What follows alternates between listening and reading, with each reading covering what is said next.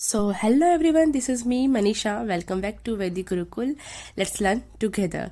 So, this is a part 1 where we are going to discuss about the history of integration of Junagadh कि कैसे Junagadh India का part बना, and the part 2 will become later where we discuss some cultural and religious aspects of Junagadh. So, how Junagadh become a part of India, इसको हम एक बहुत easy way में समझते हैं और थोड़ा डिटेल में भी. I'm here after lots of research. My main motive is make things easier and simple.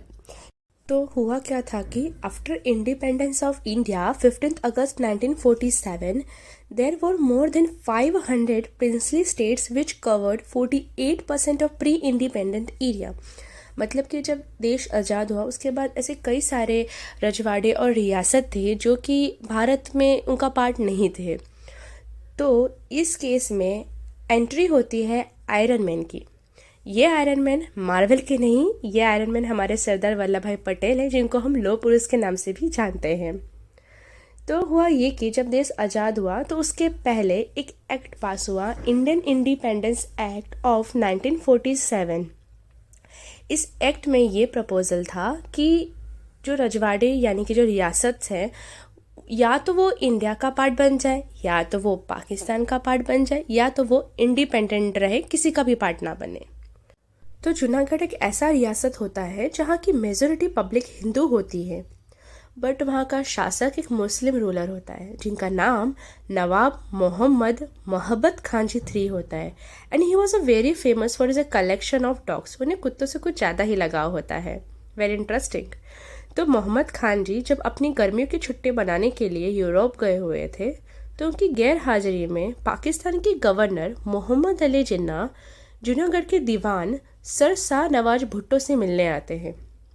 Shah Nawaz Bhutto एक सिंधी फैमिली को बिलोंग करते थे और उनके ताल्लुकात मोहम्मद अली जिन्ना के साथ कुछ ज़्यादा ही अच्छे थे. ये भी कहा जाता है कि जिन्ना ओरिजिनली गोंडल स्टेट का था जो कि कच्छ में है. लेटर ऑन नवाब का विचार बदल जाता है. 15 अगस्त 1947 को आज़ादी के दिन जूनागढ़ के नवाब ने ये डिक्लेयर किया कि वो पाकिस्तान का पार्ट बनेंगे. इस डिक्लेरेशन के बाद गवर्नमेंट ऑफ इंडिया ने वीपी मेनन को नवाब से बातचीत करने के लिए भेजा, जिसका रिजल्ट कुछ खास निकल कर नहीं आया. VP Menon secretary of ministry of state थे. 15 सितंबर 1947 को पाकिस्तान ने ये घोषणा की कि वो फॉर्मली जूनागढ़ अब उनका पार्ट हो चुका है.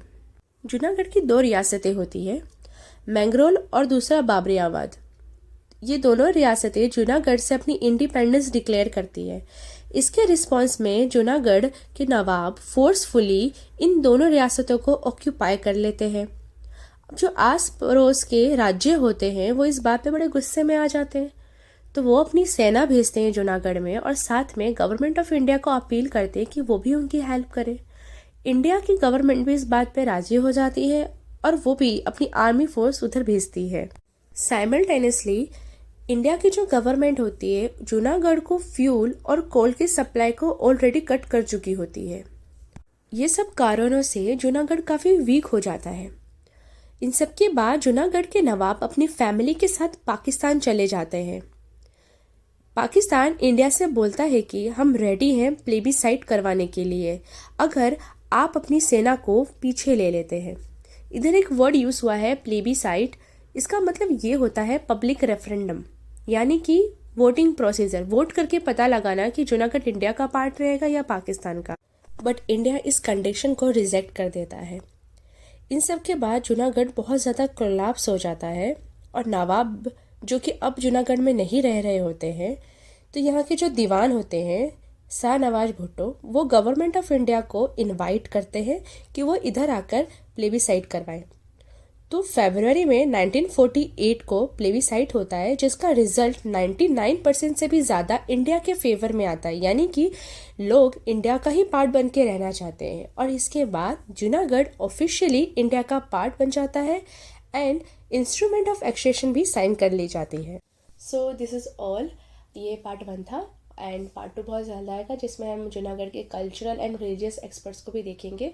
ये काफ़ी इंपॉर्टेंट टॉपिक रह जाता है किसी भी एग्ज़ाम को लेकर. So integration of Junagadh and any other princess state बहुत इंपॉर्टेंट टॉपिक है. तो हम हो सके उतना ज़्यादा चीज़ों को, डाउट को सॉल्व करेंगे इसमें, एंड स्टोरी फॉर्म में ही रखेंगे ताकि समझने में आसानी हो. And if you like this video, please share and subscribe my channel. Thank you so much.